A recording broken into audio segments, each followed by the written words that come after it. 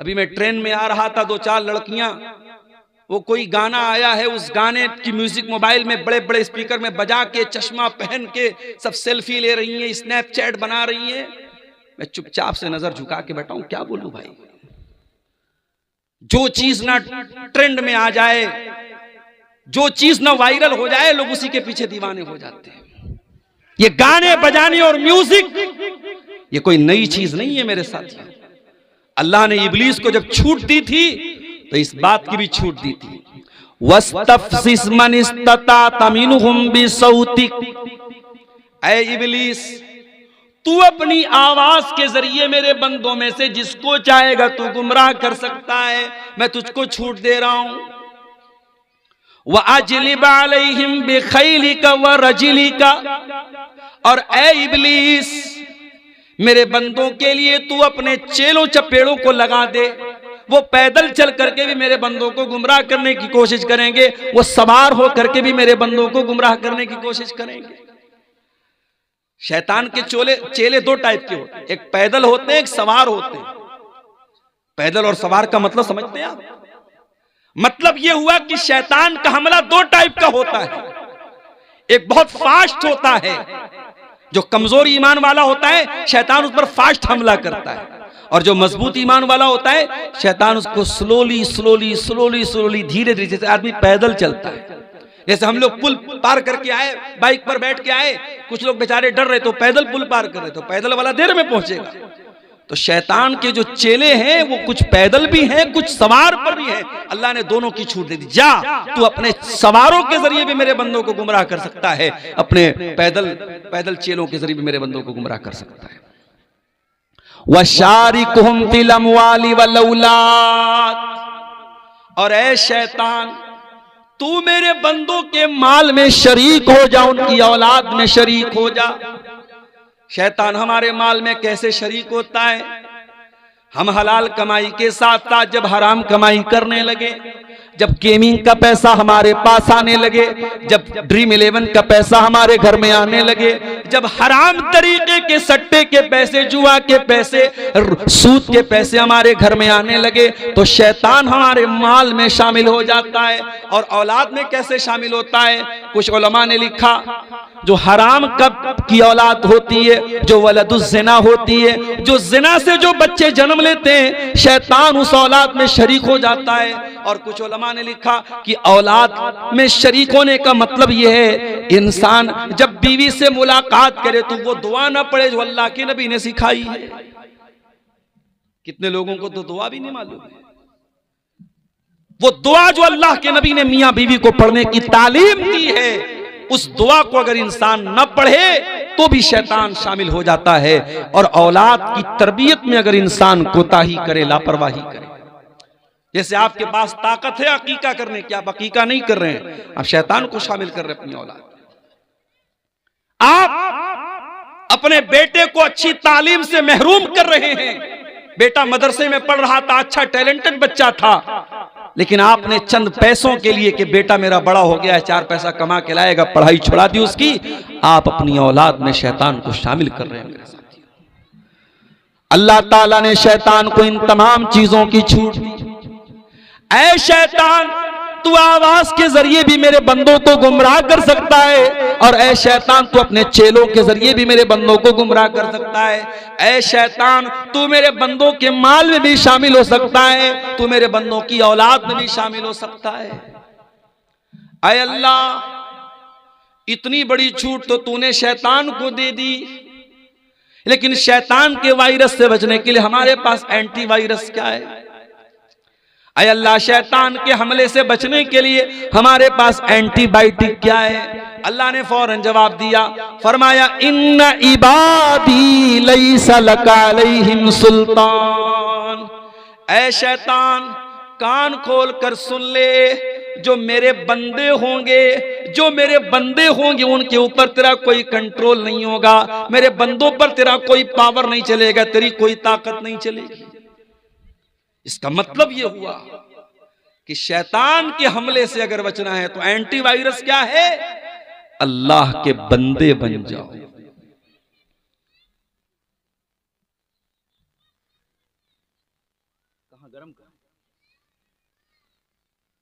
अल्लाह के बंदे बन जाओ। बंदे कैसे बनोगे अल्लाह के? बंदा वो होता है जो अपने मालिक का वफादार होता है, जो अपने मालिक के साथ दगाबाजी नहीं करता है। जो मुसलमान नमाज में आकर के इय्याका नअबुदु व इय्याका नस्तईन, ऐ अल्लाह हम तेरी ही इबादत करते हैं और तुझ ही से मदद मांगते हैं, और मस्जिद के बाहर निकलने के बाद वो 11वीं शरीफ का खिचड़ा बनवा रहा है, बिरयानी बनवा रहा है। अभी कहा मैं सफर में गया था, हाँ याद आया, जबलपुर गया था मैं। जबलपुर में मेरा प्रोग्राम था और इत्तेफाक से जिस दिन प्रोग्राम था उसी दिन अजमेर वाले बाबा का उर्स था। अब भाई जबलपुर वालों ने मेरा प्रोग्राम रख दिया, पोस्टर भी छप गया, बैनर भी छप गया। अब उसके बाद जहां प्रोग्राम था वो हमारे टनाटन भाइयों का इलाका था जो 11वीं मनाते हैं और कब्रों और मज़ारों को मानते हैं। अब उन लोगों, इसके पहले मेरी वहां तकरीर हो चुकी थी और उन लोगों ने बड़े गौर से मेरी तकरीर सुनी थी, उनको मेरी तकरीर पर कोई ऑब्जेक्शन नहीं था। लेकिन जब उनको ये मालूम हुआ कि जिस दिन वो ख्वाजा अजमेरी का उर्स मनाते हैं उसी दिन ये प्रोग्राम है, उन लोगों ने कहा कि नहीं, ये प्रोग्राम हम लोग नहीं होने देंगे। जबलपुर के लोगों ने मुझसे कॉल किया, मैंने कहा कोई बात नहीं, उनको एतराज है, आप जलसा कैंसिल कर दीजिए, मस्जिद में कर लीजिए जलसा, बाहर मैदान में मत कीजिए। तो वहां जब मैं गया तो मैंने अपनी आंखों से यह मंजर देखा कि साहब उनके नाम पे ख्वाजा मोइनुद्दीन चिश्ती अजमेरी के नाम पे, जिनको ख्वाजा गरीब नवाज भी कहा जाता है, आप लोगों के यहाँ भी कहीं कहीं देखेंगे दुकानों का नाम लिखा जाता है KGN mobile shop, KGN biryani centre. तो केजीएन का मतलब क्या होता है? ख्वाजा गरीब नवाज। मैं एक मरतबा गुलबर्गा गया था, वहां एक भाई ने बड़ा अच्छा इसका मतलब बताया। उसने कहा केजीएन का मतलब होता है कोई गारंटी नहीं। भाई जिसको अल्लाह पर यकीन है उसकी कोई गारंटी नहीं है। तो ये केजीएन लिखते ख्वाजा गरीब नवाज। किसको मानते हैं गरीब नवाज? हिंदुस्तान के एक बहुत बड़े पीर को, एक अल्लाह के वली को, जिनका नाम ख्वाजा मोइनुद्दीन चिश्ती अजमेरी है रहमतुल्लाह अलैह, जिनकी कब्र जो है वो अजमेर में है।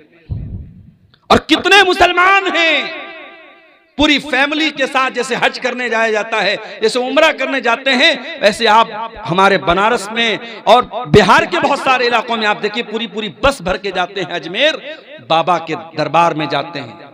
और वहां मैं तो गया नहीं हूं, अजमेर से गुजरा हूं, लेकिन मजार पे नहीं गया हूं। वहां लोगों ने बताया जन्नती दरवाजा भी है, एक दरवाजा भी लगा है, उसमें अकीदा यह है कि इस दरवाजे से जो गुजर जाएगा वो जन्नत में चला जाएगा। आए अजमेर में नकली जन्नती दरवाजा बनाने वालों, तुम जनाब मोहम्मद रसूलुल्लाह से बढ़ के तो नहीं हो गए। अल्लाह के प्यारे नबी तो कोई जन्नती दरवाजा बना करके नहीं गए। हाँ, आपने ये जरूर कहा तमन आतानी दखलल जन्ना, जो मेरी इताअत करेगा वो जन्नत में जाएगा। वमन आसानी फकद अबा, और जो मेरी नाफरमानी करेगा वो इनकार कर रहा है जन्नत में जाने से। आपने तो जन्नत की गारंटी नहीं दी थी अपने साहबा को। हाँ, आपने यहां तक फरमाया कि ऐ मेरी बेटी फातिमा तू कान खोल करके सुन ले, या सफिया बिन्त अब्दुल मुत्तलिब, ऐ मेरी फूफी सफिया तुम भी कान खोल करके सुन लो, या अब्बास अपने अब्दुल मुत्तलिब, ऐ अब्बास ऐ मेरे चचा तुम भी कान खोल करके सुन लो, ऐ मेरे खानदान के लोगों, ऐ मेरे कबीले के लोगों तुम कान खोल करके सुन लो, अनक़िज़ू अनफुसकुम मिनन्नार, अपने आप को जहन्नम की आग से बचा लो। फ़इन्नी ला उग़नी अन्कुम मिनल्लाहि शैया, मैं अल्लाह के अज़ाब के मुकाबले में तुम्हारी कोई मदद नहीं कर सकता। इस कायनात का आखिरी नबी अपनी बेटी से कह रहा है कि मैं तुम्हें अल्लाह के अज़ाब से नहीं बचा सकता। अपने चचा से कह रहा है कि मैं तुम्हें अल्लाह के अज़ाब से नहीं बचा सकता। और आज के ये लोग, इन्होंने जन्नती दरवाजे बना के रखे कि इस दरवाजे से जो गुजर जाएगा वो जन्नत में चला जाएगा। मुसलमानों, हमसे बड़ा दगाबाज और मक्कार कौन होगा? हमने अल्लाह ताला से जो वादा किया उस वादे को हमने तोड़ दिया है। इन्ना इबादी लैसा लका अलैहिम सुल्तान, अल्लाह ने शैतान से कहा था जो मेरे बंदे होंगे, जो हकीकत में मेरे बंदे होंगे, उनके ऊपर तेरा जोर नहीं चलेगा। हम तो शैतान के गुलाम बन गए। कोई शिर्क कर रहा है, कोई ज़िना कर रहा है, कोई चोरी कर रहा है, कोई बेईमानी कर रहा है, कोई भाई की जमीन पर कब्जा कर रहा है, कोई बहन की जायदाद खा रहा है। हम तो अपनी ख्वाहिशों के बंदे बन गए, हम तो रुपये पैसे के बंदे बन गए। हम अल्लाह के बंदे कहां बने मेरे प्यारे साथी? अल्लाह के बंदे बन जाओ, शैतान का कोई जोर नहीं चलेगा तुम पर। तो ये जो नाच गाना और म्यूजिक है जिसके जरिए आज हम अपने कानों को लज्जत पहुंचा रहे हैं, ये भी शैतान की बहुत बड़ी चाल है। और समाज में जिना के फैलने की एक बहुत बड़ी वजह ये मोबाइल का गलत इस्तेमाल भी है मेरे प्यारे साथी। इस मोबाइल ने एक काम और किया, वो इस्लाम जो एक गैर मर्द औरत को तन्हाई इख्तियार करने से मना करता है। आपकी लड़की जवान हो जाए, किसी गैर महरम लड़के के साथ, किसी गैर महरम मर्द के साथ तन्हाई इख्तियार करने की जवान लड़की को इजाजत नहीं है। और यह भी कान खोल करके सुन लो, लड़की जवान कब होती है? जरूरी नहीं कि 15 साल की हो जाए, 16 साल की हो जाए तब वो जवान होती है। जब लड़की बालिग हो जाए, जब शरीयत की नजर में लड़की बालिग हो जाए तो उसके ऊपर पर्दा करना फर्ज हो जाता है। एक बालिग लड़की को जो बुलूगत को पहुंच चुकी हो, जिसको मेंसेस आने लगे हो, जिसके ऊपर नमाज फर्ज हो चुकी हो, उस लड़की को किसी गैर मर्द के साथ तन्हाई इख्तियार करने की इजाजत नहीं है। यहां तक कि कुरान पढ़ाने वाला टीचर भी अगर है, उसके साथ भी आपकी लड़की अगर जवान हो चुकी है तो किसी मर्द टीचर के साथ तन्हाई इख्तियार करने की इजाजत नहीं है। साइंस पढ़ाने वाला, मैथ पढ़ाने वाला, इंग्लिश पढ़ाने वाला टीचर भी तन्हाई में आपकी बेटी को पढ़ा रहा है तो ये गलत है। आप फितनों को दावत दे रहे हैं, आप गलत काम को दावत दे रहे हैं। ये शरीयत कोई हमारी बनाई हुई शरीयत तो नहीं है, ये अल्लाह की शरीयत है, इसका कानून अल्लाह का बनाया हुआ है। और अल्लाह के रसूल फरमाते हैं, ला यख्लुवन्न रजुलुम बिइम्रातिन इल्ला वसालिसुहुम शैतान। खबरदार कोई मर्द किसी औरत के साथ तन्हाई इख्तियार न करे, क्योंकि तीसरा वहां पर शैतान होता है। आप ये सोच रहे हैं आपकी लड़की तो आपके घर में सो रही है, अपने बिस्तर पे सो रही है। नहीं नहीं, इंस्टाग्राम पे वो 20-20 लड़कों के साथ है, व्हाट्सएप पर 20-20 लड़कों के साथ है, फेसबुक पर 15-15 लड़कों के साथ वो चैटिंग कर रही है। आपकी लड़की अकेली होकर के भी अकेली नहीं रह गई सोशल मीडिया के दौर में। मेरे भाइयों, आज ये सोशल मीडिया हमारे समाज के नौजवानों को, लड़कों को, लड़कियों को हराम रिश्तों में और हराम रिलेशनशिप में इनको जोड़ रहा है, इनको बांध रहा है। और अंजाम क्या है इसका? अंजाम इतना भयानक है कि आप सोच भी नहीं सकते। अंजाम यह है कि भाई नकली आईडी बना करके चैटिंग कर रहा है अपनी ही बहन से, बहन भी नकली नाम से चैटिंग कर रही है अपने ही भाई से। भाई को नहीं मालूम कि मैं अपनी बहन से बात कर रहा हूं, बहन को नहीं मालूम कि मैं अपने भाई से बात कर रही हूं। दोनों ने नकली आईडी बनाई हुई है। एक दूसरे से प्यार और मोहब्बत की बातें करने के बाद जब मिलना तय हुआ, होटल का कमरा तय हो गया, और उस होटल में जब वक्त मौऊद पर, वक्त मुकर्ररा पर जब लड़का मिलने जाता है, क्या देखता है कि अपनी ही सगी बहन से वो मिलने जा रहा है। दोनों ने एक दूसरे को देखकर शर्म से नजरें झुका ली और वहां से वापस चले गए। हो लोगो, तुम किसी और की बहन बेटी के साथ जो काम करने जा रहे हो सकता है कि वही काम तुम्हारी बहन बेटी के साथ कोई और करने वाला हो। इसीलिए जब एक नौजवान अल्लाह के रसूल के पास आया और उसने आकर के ज़िना की इजाजत मांगी और फरमाया, कहा, अय अल्लाह के नबी, इज़न ली बिज़िना, मुझे ज़िना की इजाजत दे दीजिए। अल्लाह के नबी का समझाने का अंदाज कितना प्यारा था।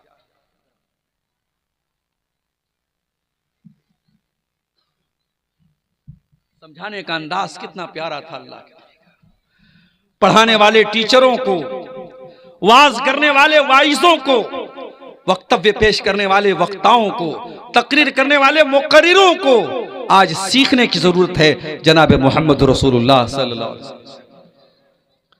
आज तो हमारा हाल ये है, हमें किसी के बारे में मालूम हो जाए कि ये लड़का गलत काम कर रहा है तो हम समझाने की बात कहां करते, हम तो मारने की, पीटने की और उसको समाज से बेदखल करने की बात करते हैं। वो नौजवान आता है, ऐ अल्लाह के नबी मैं जिना की इजाजत चाहता हूं। अल्लाह के नबी ने कोई गुस्सा नहीं जाहिर किया। गौर करना, नबी का दौर है, सहाबा का दौर है, खुलेआम वो नौजवान आता और जिना की इजाजत मांग रहा है। अल्लाह के नबी अपने करीब उसको बुलाते हैं और एक ही सवाल पूछते हैं, तो हिब्बुहु लि उम्मिका, ये बताओ कि क्या तुम ये पसंद करोगे कि तुम्हारी मां के साथ ये हरकत की जाए?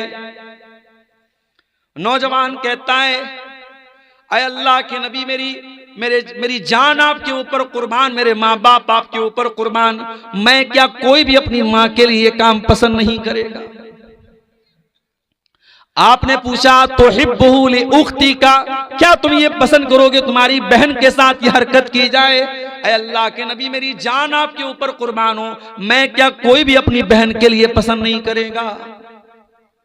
आपने मां का नाम लिया, आपने बहन का नाम लिया, आपने बेटी का नाम लिया, आपने फूफी का नाम लिया, आपने खाला का नाम लिया और इन सारे रिश्तों का नाम लेने के बाद आपने फरमाया कि ए नौजवान, जब तू ये नहीं चाहता है कि तेरी माँ के साथ ये हरकत हो, तेरी बेटी के साथ ये हरकत हो, तेरी बहन के साथ ये हरकत हो, तेरी फूफी के साथ ये हरकत हो, तेरी खाला के साथ ये हरकत हो, तो वलन्नासु युहिब्बूनहु, लोग भी नहीं पसंद करते। तुम ज़िना करोगे तो किसी न किसी की बहन होगी, किसी न किसी की बेटी होगी, किसी न किसी की खाला होगी, किसी न किसी की फूफी होगी। फिर अल्लाह के नबी ने बड़े प्यार से उस नौजवान के दिल पर, सीने पर हाथ रखा और दुआ की, अल्लाहुम्मा अग़फ़िर ज़ंबहु व तहिर क़ल्बहु व हस्सिन फ़र्जहु। ऐ अल्लाह इस नौजवान के गुनाहों को तू बख्श दे, ऐ अल्लाह इसके दिल को पाक कर दे, ऐ अल्लाह इसकी शर्मगाह की हिफाजत फरमा दे। मुस्नद अहमद की सही रिवायत है, वो नौजवान वहां से चला जाता है और उस दिन के बाद से उस नौजवान के दिल में बुराई का ख्याल तक भी नहीं आता है। मेरे प्यारे साथियों, समाज को अगर गंदगी से बचाना है, समाज को ज़िनाकारी से बचाना है, तो ये सोच भी अपने अंदर डेवलप करनी पड़ेगी कि आज अगर हम किसी की बहन बेटी के साथ ये काम करेंगे तो कोई हमारे घर की दहलीज तक भी आएगा। इसीलिए अल्लाह जब कुरान में ज़िना का जिक्र करता है, फरमाता है वला तक़रबुज़्ज़िना, ऐ मेरे बंदो तुम ज़िना के करीब भी न जाना, इन्नहु काना फ़ाहिशतन व साअ सबीला, इसलिए कि ये बहुत गंदा काम और बहुत बुरा रास्ता है। अल्लाह ने ज़िना को रास्ता कहा है। उलमा ने लिखा है इस आयत की तफसीर में कि अल्लाह ने ज़िना को रास्ता इसीलिए कहा है कि रास्ते में कमिंग एंड गोइंग दोनों होता है, आवागमन होता है, आना और जाना दोनों होता है। अगर आप ज़िना के रास्ते पे चल के कहीं जा रहे हैं तो सेम उसी रूट पर से कोई आएगा भी। इसीलिए इंसान को ज़िनाकारी और बदकारी का जब ख्याल आए तो ये चीज भी जरूर अपने दिल में सोचनी चाहिए। मैं यहां जब इस गांव में आया, मदरसे के ऑफिस में जब मैं पहुंचा तो वहां कैमरा लगा हुआ था। मैंने प्रिंसिपल साहब से पूछा, असरी साहब से पूछा कि भाई ये कैमरा लगा है? तो उन्होंने कहा कि हाँ। इतना पिछड़ा इलाका और गांव है मगर माशाअल्लाह टेक्नोलॉजी अच्छी है, वाईफाई भी लगा हुआ है, कैमरा भी लगा हुआ है। अब आप पूछिए कैमरा क्यों लगा है ऑफिस में या मदरसे में, कैमरा क्यों लगा है? तो जाहिर है कि हमारे पास एक ही जवाब है, ये कैमरा सिक्योरिटी के लिए लगा है।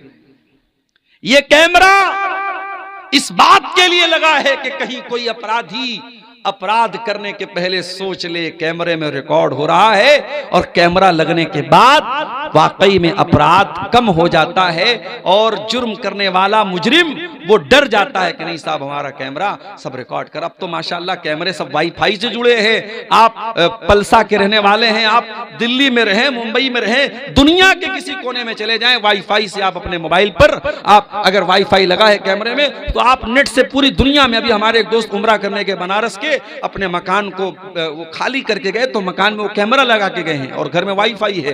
तो बता रहे मक्के और मदीने से हम नजर रख रहे कि हमारे घर में कौन आ रहा है कौन जा रहा है। तो मेरे प्यारे साथियों, ये कैमरा आज इंसान को अपराध से बचा रहा है। अगर दुनिया में इंसान का बनाया हुआ कैमरा अपराध से बचा सकता है तो अल्लाह ताला का कैमरा क्यों नहीं बचा सकता? दुनिया का कैमरा तो वाईफाई का मोहताज है, अल्लाह का कैमरा तो वाईफाई का मोहताज भी नहीं है। अल्लाह का कैमरा तो कभी खराब होने वाला भी नहीं है। मा यल्फिज़ु मिन क़ौलिन इल्ला लदैहि रक़ीबुन अतीद। अल्लाह का कैमरा तो जबान से निकलने वाले एक एक लफ्ज को रिकॉर्ड कर रहा है। इन्नहु अलीमुम बिज़ातिस सुदूर।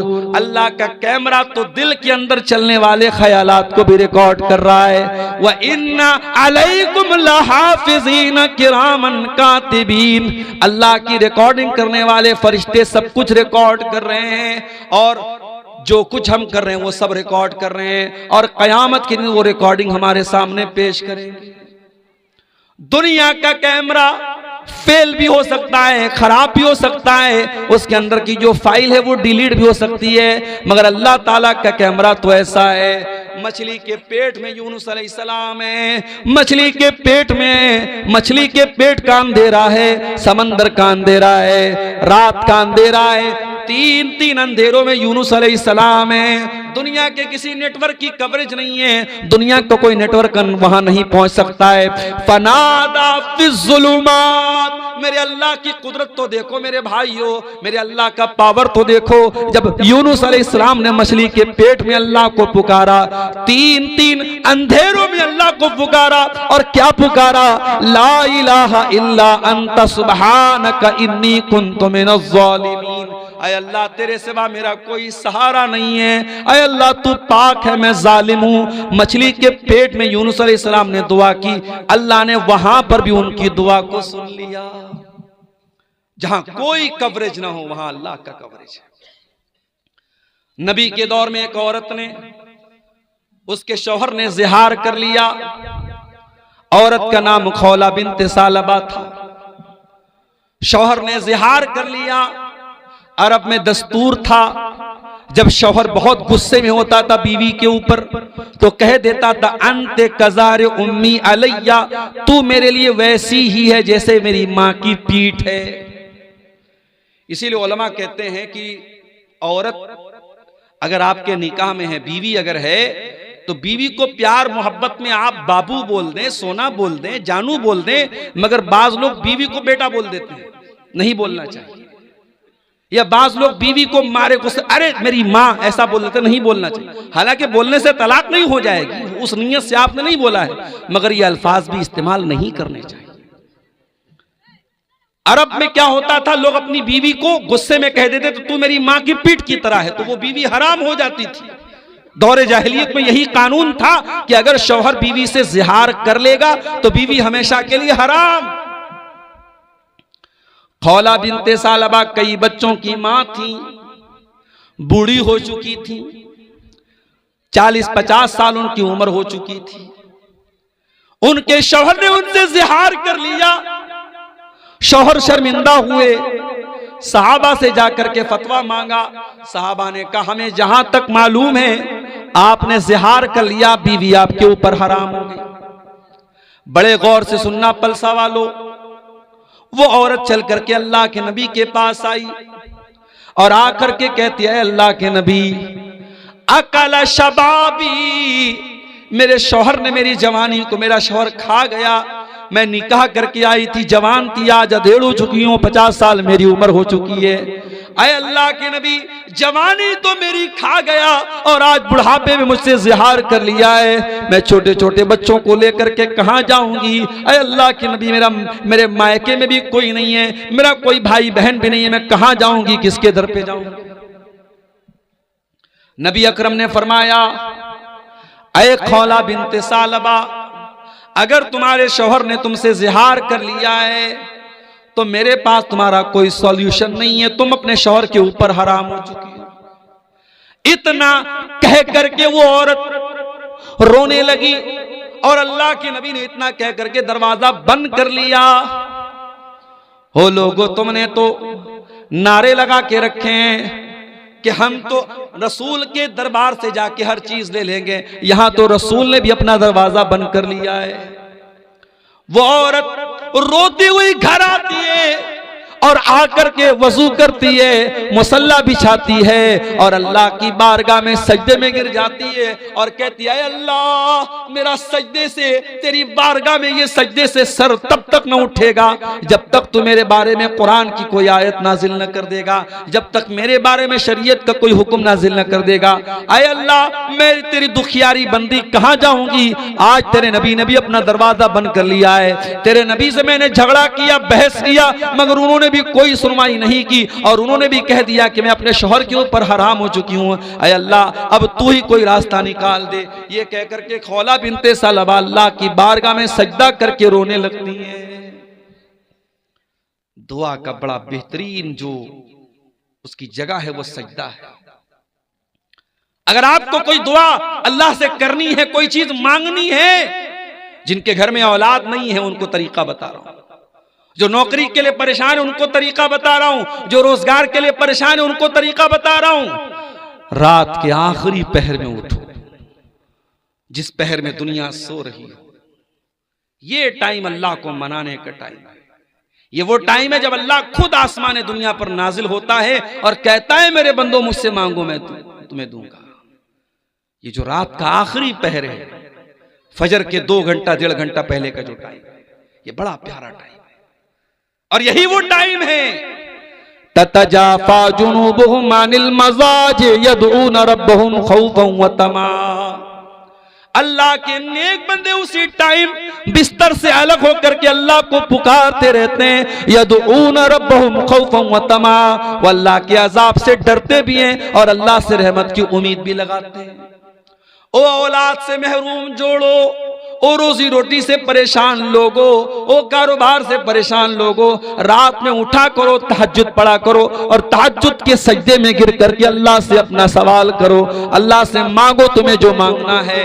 खौला बिनते सालबा अल्लाह से दुआ करती हैं और अल्लाह कुरान की आयत नाजिल कर देता है, क़द समिअल्लाहु क़ौलल्लती तुजादिलुका फ़ी ज़ौजिहा व तश्तकी इलल्लाह। ऐ मेरे नबी, अल्लाह ताला ने उस औरत की फरियाद को सुन लिया जो आपसे आकर के झगड़ा कर रही थी। तश्तकी इलल्लाह, आपसे झगड़ा कर रही थी और अल्लाह से शिकवा कर रही थी। वल्लाहु यस्मउ तहावुरकुमा, और ऐ नबी, जब आप उस औरत से बातचीत कर रहे थे, अल्लाह ताला आपकी और उस औरत की बातचीत को सुन रहा था। हजरत आयशा कुरान की आयत के नाजिल होने के बाद कहती हैं, बड़ी पाक है वो ज़ात जो अर्श के ऊपर मुस्तवी है, जो 7वें आसमान के ऊपर अर्श पर उसकी ज़ात है, लेकिन वो अर्श वाली ज़ात अपनी बंदी की बातचीत को सुन रही थी। अल्लाह ताला अपनी उस बंदी की बातचीत को सुन रहा था, जबकि मैं वो अना फी नाहियतिल बैत, मैं उसी घर के कोने में थी, मैं उस औरत की बात नहीं सुन पाई, मगर नबी से उस औरत ने जो बातचीत की वो अल्लाह ताला ने सुन ली। ये ईमान होना चाहिए हमारा, अल्लाह का वो डर होना चाहिए हमारे अंदर। दुनिया में कोई देखे या ना देखे, अल्लाह देख रहा है, और अल्लाह जो देख रहा है मेरे प्यारे साथियों, तो अल्लाह हिसाब भी लेगा। फमन यामल मिस्काल ज़र्रतिन खैरन यरा, जर्रा बराबर तुम कोई नेकी करोगे वो भी सामने देख लोगे। वमन यामल मिस्काल ज़र्रतिन शर्रन यरा, और जर्रा बराबर तुम कोई गुनाह करोगे वो भी तुम अपने सामने देख लोगे। अल्लाह के तराजू पर सबको तौला जाएगा फमन यामल मिस्काल ज़र्रतिन खैरन यरा, अल्लाह के तराजू पर तुम्हारे नामे आमाल में अगर कोई नेकी होगी तुम उसको भी सामने देख लोगे। वमन यामल मिस्काल ज़र्रतिन शर्रन यरा, और जर्रा बराबर नामे आमाल में कोई गुनाह होगा वो भी तुम देख लोगे। अल्लाह के रसूल के पास एक सहाबी आए, अल्लाह के नबी मेरे कुछ गुलाम हैं, बड़ी बदतमीजी मेरे साथ करते हैं, बड़ी नाफरमानी करते हैं, मैं उनको गाली भी दे देता हूँ, कभी कभी मार भी देता हूँ। अय अल्लाह के नबी कहीं अल्लाह ताला के मेरी पकड़ तो नहीं होगी, कहीं मुझको सजा तो नहीं दी जाएगी। आपने फरमाया, ऐ मेरे सहाबी तुम्हारे जो गुलाम तुम्हारी नाफरमानी करते हैं, तुम्हारे साथ जो बदतमीजी करते हैं, अल्लाह ताला के उसको भी तौला जाएगा, और तुम जो सजा देते हो उसको भी तौला जाएगा। अगर तुम्हारी सजा कम होगी और उनकी नाफरमानी ज्यादा होगी, कान लकल फजलू, तो तुम्हारा फायदा हो जाएगा, तुम्हें उनकी कुछ नेकियां मिल जाएंगी, तुम्हारे कुछ गुनाह उनको दे दिए जाएंगे। लेकिन ऐ मेरे सहाबी अगर तुम्हारे गुलामों की बदतमीजी कम निकली, उनकी नाफरमानी कम निकली और तुम्हारी सजा ज्यादा निकली, तो फिर तुम्हारा नुकसान हो जाएगा और तुम्हारी कुछ नेकियां कम हो जाएंगी और उनके कुछ गुनाह तुम्हारे ऊपर लाद दिए जाएंगे। नबी ने इतना कहा, सहाबी एक कोने में गए, ज़ारो कतार रोने लगे, दहाड़े मार मार के रोने लगे और कहने लगे, अल्लाह के नबी मैं अपने गुलामों को सजा तो देता हूं मगर मैं नाप तौल के नहीं देता हूं, मैंने नाप तौल के तो नहीं दिया है, मुझे क्या पता कहीं अगर मेरी सजा ज्यादा हो गई और उनकी नाफरमानी कम हो गई, अय अल्लाह के नबी तब तो मेरा बहुत नुकसान हो जाएगा। आपने फरमाया, ऐ मेरे सहाबी क्या तूने कुरान की आयत नहीं पढ़ी है? अल्लाह ने कुरान में फरमाया, व नज़उल मवाज़ीनल क़िस्त लियौमिल क़ियामह, हम कयामत के दिन इंसाफ का तराजू रखेंगे। व इन काना मिस्काल हब्बतिन मिन खरदलिन अतैना बिहा, और एक राई के दाने के बराबर भी अगर कोई चीज होगी अल्लाह के तराजू पर तुम्हारे सामने आ जाएगी। व कफा बिना हासिबीन, और अल्लाह जब हिसाब लेगा तो एक एक चीज का हिसाब लेगा। ऐ मेरे साहबी तुमने अपने गुलामों को जो सजा दी है वो तो तौली जाएगी, वो तो नापी जाएगी। साहबी ने कहा, ऐ अल्लाह के रसूल मैं इतना बड़ा खतरा मोल नहीं ले सकता, मैं इतना बड़ा रिस्क मोल नहीं ले सकता, मैं आपको गवाह बना के कहता हूं, इन्नी उशहिदुकुम अला अन्नहुम अहरारुन कुल्लुहुम, ऐ अल्लाह के नबी मैं आपको गवाह बना के कहता हूं मैं अपने सारे गुलामों को आजाद कर रहा हूं। आज देश से भ्रष्टाचार क्यों नहीं खत्म हो रहा है? क्यों ये करप्शन हो रहा है? क्यों ये पुल टूट जाते हैं? क्यों ये सड़कें खराब बनती हैं? क्यों ये चोरी होती है? क्यों ये बेईमानी होती है? क्योंकि डर का एहसास नहीं है, जवाबदेही का एहसास नहीं, किसी को जवाब देना है। स्कूल में पढ़ाने वाला टीचर, फोन आ गया, अधिकारी आ रहा है, टीचर होशियार हो जाता, अधिकारी आ रहा है, बच्चों जल्दी से किताब खोल लो। टाइम से सारे टीचर स्कूल में आ गए, अधिकारी आ रहा है। तुम्हें दुनिया के ऑफिसर का इतना डर है कि तुम दुनिया के ऑफिसर के आने पर अपने काम को सही तरीके से करने लगते हो। काश है दुनिया वालों तुमको अपने ऊपर उस जात का भी इतना डर पैदा हो जाए, उसकी पकड़ का भी इतना डर पैदा हो जाए जो हर लम्हा तुम्हारे ऊपर नजर रखे हुए, जो तुम्हारी एक एक एक्टिविटी को जो जात देख रही है। मेरे प्यारे भाइयों, दुनिया में स्कूल में बच्चा फेल हो जाता है, स्टूडेंट फेल हो जाता है, उसका रिजल्ट उसको दिया जाता है। स्कूल में बच्चे के माँ बाप आते हैं, कहते हमारा बच्चा तो बहुत अच्छा इम्तिहान दे के गया, आपने फेल कैसे कर दिया? स्कूल वाले कहते हैं ठीक है, अपने आपके बच्चे की कॉपी निकलवा लेते हैं। बच्चे की कॉपी निकलवाई जाती है और कॉपी दिखा करके टीचर दिखा देता है, देख लीजिए आपके बच्चे ने क्या लिखा था और क्या उसको नंबर मिला है। ये दुनिया का एक सिस्टम है। कयामत के दिन का सिस्टम क्या होगा? अल्लाह फरमाता है, ओ मेरे बंदो कान खोल करके सुन लो, वकुल्ला इंसानिन अलज़मनाहु ताइरहु फी उनुक़िही व नुख़रिजु लहू यौमल क़ियामति किताबन यल्क़ाहु मंशूरा। ऐ मेरे बंदो हम क़यामत के दिन हर इंसान की गर्दन में उसका नाम-ए-आमाल टांग देंगे, उसकी जिंदगी भर की किताब टांग देंगे, उसका जिंदगी भर का कच्चा चिट्ठा उसकी गर्दन में टांग देंगे और हम कहेंगे इक़रा किताबका कफ़ा बिनफ़्सिकल यौमा अलैका हसीबा। ऐ मेरे बंदे, आज हम तेरा हिसाब नहीं लेंगे, आज तू खुद अपना हिसाब कर ले। तेरी किताब क्या बोल रही है, तेरे नाम-ए-आमाल क्या बोल रहे हैं, तू खुद अपना हिसाब कर ले। हमें कुछ बताने की, कहने की जरूरत नहीं है। दुनिया में अपराधी जेल में जाता है, बड़ा अपराधी होता है तो जेल में उसको वीआईपी ट्रीटमेंट मिलता है, जेलर से उसकी दोस्ती हो जाती है। बाज अपराधियों के बारे में तो यहां तक मिला कि उनको जेल में एसी कमरा मिलता है, पसंद का खाना मिलता है, मुर्गा मिल रहा है, मटन मिल रहा है। जेल न हुई साहब, घर से अच्छा हो गया। अल्लाह ताला के ऐसा कोई सिस्टम नहीं है। अल्लाह के यहां जो मुजरिम है उसको कोई बचाने वाला नहीं है। और कयामत के दिन अगर मुजरिम सोचेगा मैं झूठी गवाही दे के बच जाऊं, मैं झूठ बोल के बच जाऊं, अल्लाह फरमाता है अल यौमा नख्तिमु अला अफ़वाहिहिम व तुकल्लिमुना अयदीहिम व तशहदु अर्जुलुहुम बिमा कानू यक्सिबून। मेरे बंदो, हम तुम्हारे मुंह पर आज मुहर लगा देंगे। आज तुम्हारा हाथ तुम्हारे खिलाफ गवाही देगा, तुम्हारा पैर तुम्हारे खिलाफ गवाही देगा। हाथ बोलेगा क्या क्या तुमने किया है, पैर बोलेगा क्या क्या तुमने किया है। हत्ता इज़ा मा जाऊहा शहीदा अलैहिम समूहुम व अबसारुहुम व जुलूदुहुम बिमा कानू यामलून। इंसान के कान उसके खिलाफ गवाही देंगे, इंसान की आंखें उसके खिलाफ गवाही देंगी, इंसान की चमड़ी उसके खिलाफ गवाही देगी। वक़ालू लिजुलूदिहिम लिमा शहीदतुम अलैना, और इंसान अपनी चमड़ी से कहेगा तू कैसे बोल रही है। क़ालू अंतक़नल्लाहुल्लज़ी अंतक़ कुल्ल शै, इंसान की चमड़ी कहेगी आज अल्लाह ने हमको बोलना सिखाया, हम बोल सकते हैं। जब आज एआई का दौर आ गया, एआई के दौर में इतनी चीजें जो इम्पॉसिबल थी पॉसिबल हो गई। आप यहां बैठे हैं, यहां पलसा में बैठे, आपका फोटो मैंने यहां लिया है और उस फोटो को मैं वीडियो बना के ताजमहल के पास आपको पहुंचा सकता हूं, जामा मस्जिद के पास आपको पहुंचा सकता हूं। एआई के जरिए सब मुमकिन है।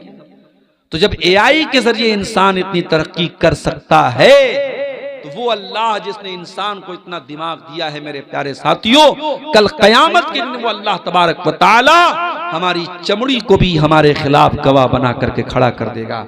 अब जरा सोचो, हमारा हाथ हमारे खिलाफ गवाही दे रहा है, हमारे पैर हमारे खिलाफ गवाही दे रहे हैं, हमारी चमड़ी हमारे खिलाफ गवाही दे रहे हैं। मेरे प्यारे साथियों, इन तमाम चीजों से अगर हमें बचना है तो हमें फिर कुरान की उसी आयत की तरफ लौटना पड़ेगा जो खुतबे मसनूना के बाद मैंने पढ़ी थी। हमें अल्लाह के जिक्र से अपना ताल्लुक जोड़ना पड़ेगा। मैं ये नहीं कहता कि आप कारोबार ना करें, आप रोजी रोटी ना कमाएं, यकीनन बेशक आप खूब पैसा कमाएं, हमारे मदरसे नहीं चलेंगे अगर आप पैसा नहीं कमाएंगे, हमारी मस्जिदें बंद हो जाएंगी अगर आप पैसा नहीं कमाएंगे। आपका पैसा कमाना, दौलत कमाना ये बुरा नहीं है, मगर दौलत को सब कुछ समझ लेना ये बुरा है। इसीलिए अल्लाह ने हमें जो दुआ सिखाई कुरान में, रब्बना आतिना फिद दुनिया हसना व फिल आखिरति हसना व क़िना अज़ाबन नार। ऐ अल्लाह, हमको दुनिया में भी तू भलाई अता फरमा और आखिरत में भी हमको भलाई अता फरमा और जहन्नम की आग से हमको बचा ले। और इसीलिए अल्लाह ताला ने कारून जैसे पैसे वाले को नसीहत की, फरमाया वब्तग़ि फ़ीमा आताकल्लाहु दारल आखिरा। ऐ कारून, तुझको जो दौलत मिली, जो पैसा मिला, इस दौलत के जरिए तू आखिरत की तैयारी कर। वला तंसा नसीबक मिनद दुनिया, और दुनिया में जो तेरा हक है उसको तू मत भूल। दुनिया में जो तेरा हक है, जो हिस्सा है, उसको मत भूल, लेकिन आखिरत की तैयारी कर। मेरे प्यारे साथियों, हमारा जो बुनियादी मकसद होना चाहिए वो आखिरत की तैयारी होना चाहिए। दुनिया की ये 4 दिन की जिंदगी है, ये दगाबाज जिंदगी है, ये बेवफा जिंदगी है, ये धोखे का सामान है। इस दुनिया की जवानी हमेशा नहीं, इस दुनिया की ताकत हमेशा नहीं, इस दुनिया की खूबसूरती हमेशा नहीं, इस दुनिया की दौलत हमेशा नहीं। जिस दिन सांस टूटेगी, जिस दिन दिल की धड़कन बंद होगी सब ठाट पड़ा रह जाएगा। जब लाद चलेगा बंजारा, न हमारी कफन में कोई जेब होगा, न हमारी कब्र में हमको कोई रोशनी करने वाला न होगा, न हमारे बच्चे हमारे साथ कब्र में उतरेंगे। सब हमें छोड़ के मिट्टी दे के हाथ झाड़ के चले जाएंगे। जब कब्र पर हमें लोग मिट्टी देंगे तो गोया कहेंगे लहद तक आपकी ताजीम कर दी, लहद तक आपकी ताजीम कर दी, अब आगे आपके आमाल जाने। अब यहां तक हमने आपकी इज्जत कर दी, कब्र में आपको लेके चले आए, कफना दिया, दफना दिया, अब आगे आपको फेस करना है मेरे प्यारे साथियों। इसीलिए इन मदरसों को चलाओ, इन मदरसों को कायम रखो। इस दौर में ये मदरसे हैं जो बताते हैं कि अल्लाह कौन है, ये मदरसे हैं जो बताते हैं रसूल कौन है, ये मदरसे हैं जो बताते हैं दीन क्या है। कब्र में 3 ही सवाल पूछा जाएगा, तेरा रब कौन है, तेरे रसूल कौन है, तेरा दीन क्या है। और इन तीनों सवालों का जवाब दुनिया के किसी नॉलेज में नहीं मिलेगा, मिलेगा तो रब के कुरान में मिलेगा, मिलेगा तो मुस्तफ़ा के फरमान में मिलेगा। इसीलिए अल्लाह के नबी फरमाते हैं जब बंदा मरने के बाद कब्र में जाता है और मुनकर नकीर उससे सवाल करते हैं तेरा रब कौन है, तेरे नबी कौन है, तेरा दीन क्या है, और बंदा इन तीनों सवालों का सही जवाब देता है तो फरिश्ता पूछता है कि तुझे इन तीनों सवालों का जवाब कैसे पता चला। तो बंदा कहता है करा तो किताब अल्लाह, मैंने अल्लाह की किताब को पढ़ा था, फ़आमनतु बिही, मैं अल्लाह की किताब पर ईमान लाया था, व सद्दक़तु बिही, और मैंने अल्लाह की किताब की तस्दीक की थी। आज 31 दिसंबर की रात है और 12 बजने के बाद अभी 1 बज रहे हैं तकरीबन। पूरी दुनिया में इस वक्त जश्न मनाया जा रहा है। हैप्पी न्यू ईयर के नाम से हजारों लाखों रुपए के पटाखे छोड़े जा रहे हैं। आज शराबें पी जा रही हैं, आज ज़िनाकारियां हो रही हैं, आज बड़े बड़े पिकनिक स्पॉट पर लड़के लड़कियों को लेके घूमने फिरने गए हैं मेरे प्यारे साथियों।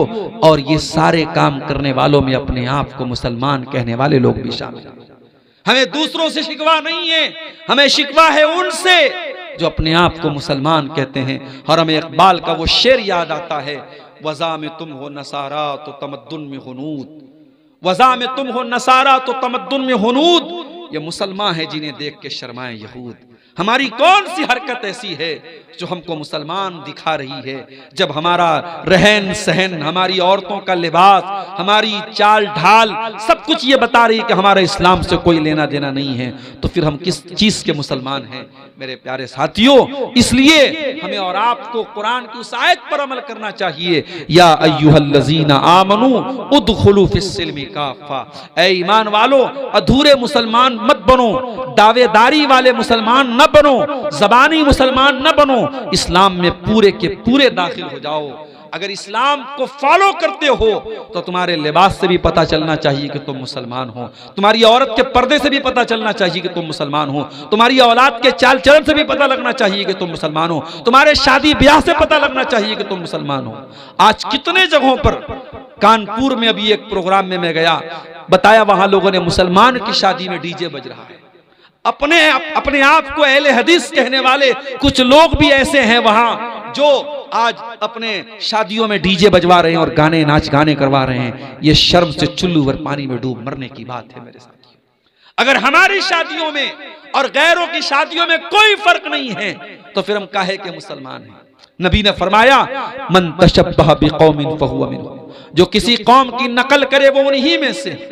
इसीलिए ये बर्थडे मनाना, ये एनिवर्सरी मनाना, ये सालगिरह मनाना, ये नया साल मनाना, ये मदर्स डे मनाना, ये फादर्स डे मनाना, ये चोंचलेबाजी इस्लाम में नहीं है, माफ कीजिएगा। अगर फादर से मोहब्बत है, बाप से मोहब्बत है, तो बाप के लिए फादर्स डे का इंतजार न करो, रोजाना टाइम निकालो, बाप के साथ बैठो, बाप के सुख दुख में शामिल हो जाओ।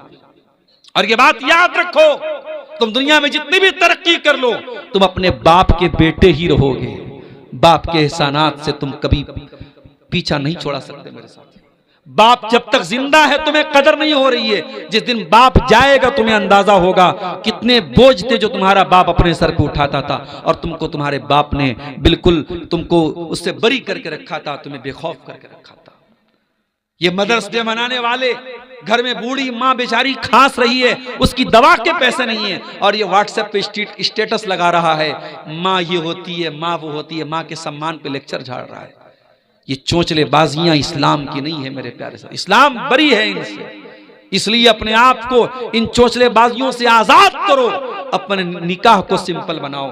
निकाह में लड़के को वलीमा करना है, वलीमा की ताकत है तो वलीमा करो, वो भी ताकत नहीं तो वलीमा फर्ज नहीं, जरूरी नहीं है वलीमा।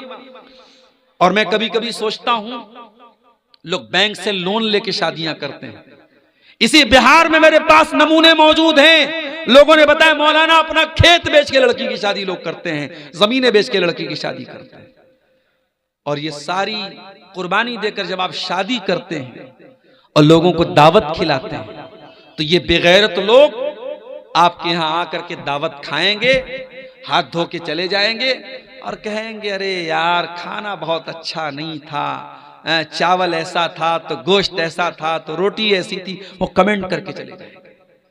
इसका मतलब यह हुआ कि हम हजारों लोगों को जो खाना खिला रहे हैं अपनी गाड़ी कमाई से, कर्जे लेकर, लोन लेकर, ये हमारे कोई खैर खा लोग नहीं है। कहीं कहीं तो बारात लौट गई है साहब, बारात के मतलब का नाश्ता नहीं मिला, बारात के मतलब का खाना नहीं, बारात लौट जाती है। इतने बेगैरत हो चुके हैं मेरे प्यारे साथियों हम और आप। एक इंसान न जाने कहां कहां से इंतजाम करके अपनी बेटी की शादी करता है, उसकी इज्जत का सवाल होता है, और वहां बाराती जाकर के वहां एटीट्यूड दिखाता है कि हमें ये नाश्ता चाहिए और हमें वो नाश्ता, हमें देसी मुर्गा चाहिए और हमें ये चाहिए। वहां जाकर के तुम नौटंकी करते हो, चुल्लू भर पानी में डूब मरना चाहिए। न इस्लाम में बारात की कोई हैसियत है, न जहेज की कोई हैसियत है, न ये बारातियों के एटीट्यूड की कोई हैसियत है। नबी ने 9 शादियां, नबी की 9 बीवियां एक साथ थी, नबी ने टोटल 11 शादियां की। नबी की बीवियों में कौन सी बीवी की शादी के मौके पर नबी बारात लेके गए, जरा बता दो हमको। नबी की 4 बेटियां थी, कौन सी बेटी को नबी ने जहेज दिया, जरा बता दो हमें।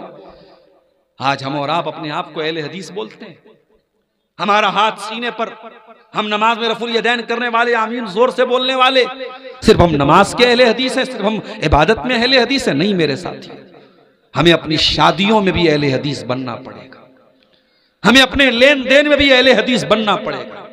अहले हदीस वो है जो कुरान और हदीस पर चलने वाला हो, जिसका अखलाक भी कुरान और हदीस वाला, जिसकी शादी ब्याह भी कुरान और हदीस वाली, जिसका लेन देन भी कुरान और हदीस वाला।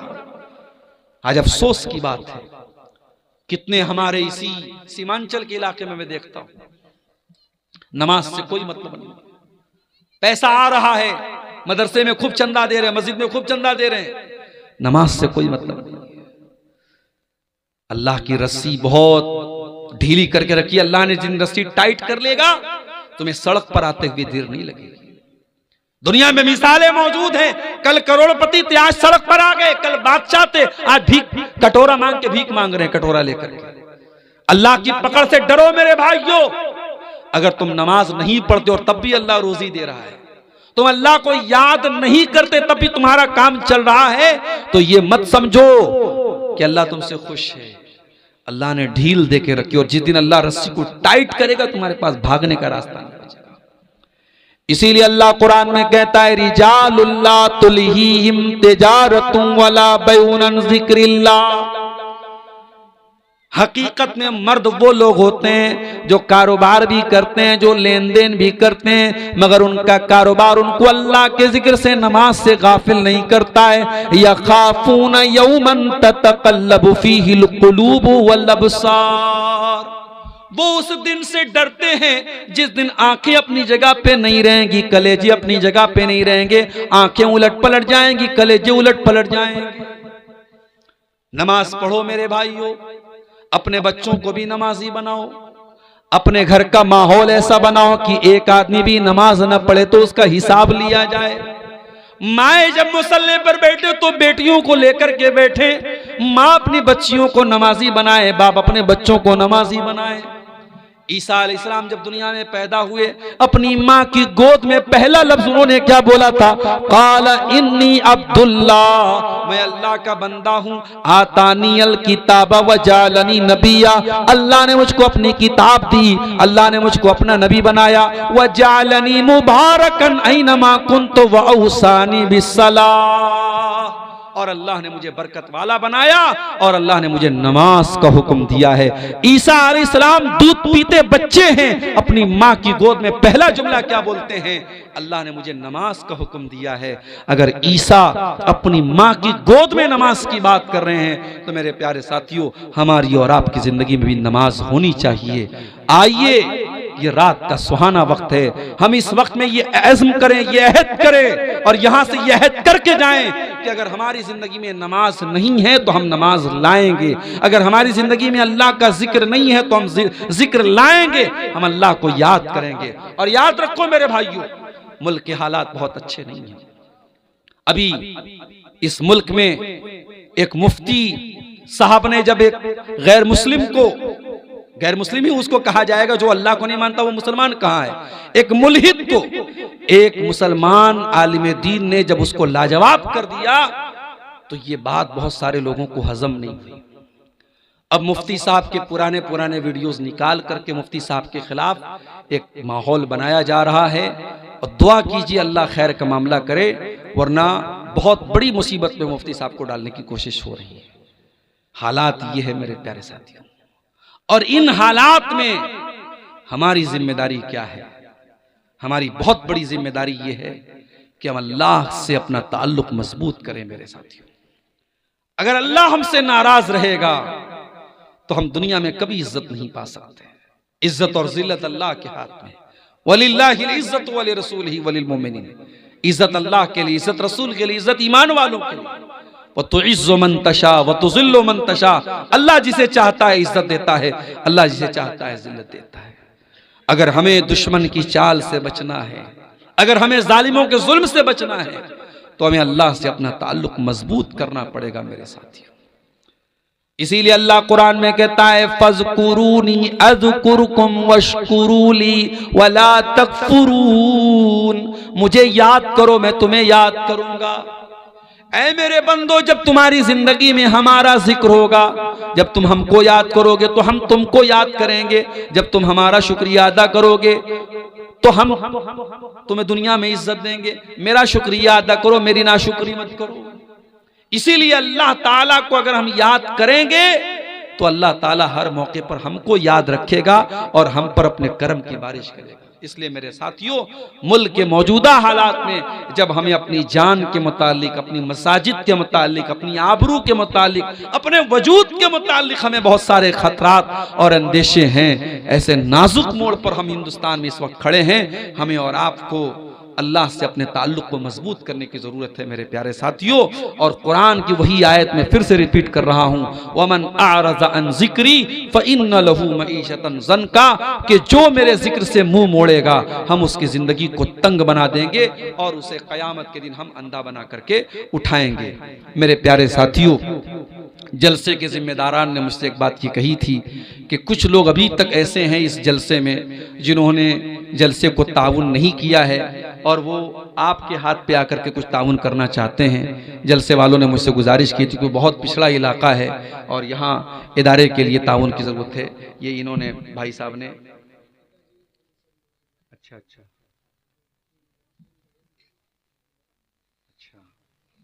इन्होंने अपने वालिद साहब की तरफ से जो है ये 1000 रुपये का ताउन पेश किया है। जज़ाकल्लाहु खैरा, अल्लाह ताला इनके ताउन को कबूल फरमाए। आप लोग भी आगे बढ़िए, अब वक्त जो है ख़त्म हो चला है, तकरीर अपने आखिरी मरहले में है। आप हज़रात आगे बढ़ें और जो लोग अभी तक इस मदरसे को ताउन नहीं किए हैं वो आगे बढ़ करके इस इदारे को ताउन दें। अल्लाह ताला आपके सदक़ात और खैरात को कबूल फरमाए। कुछ सवालात की बात थी, आए हैं क्या कुछ सवालात? दीजिए दीजिए